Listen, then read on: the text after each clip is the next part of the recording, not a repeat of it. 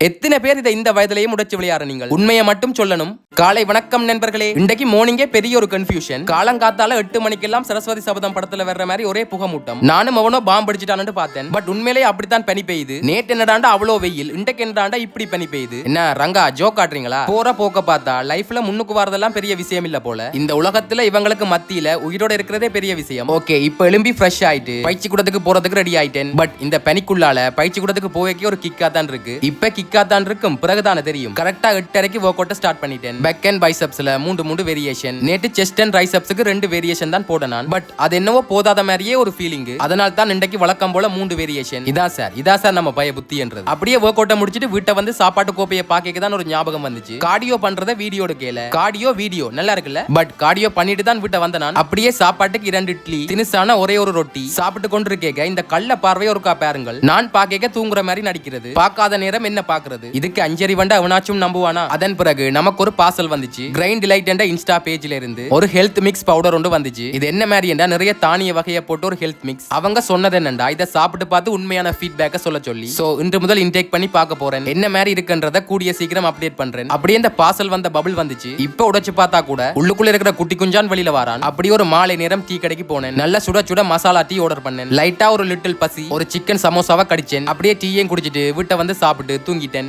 அப்புறம் என்ன, நாளைக்கு பார்ப்போம்.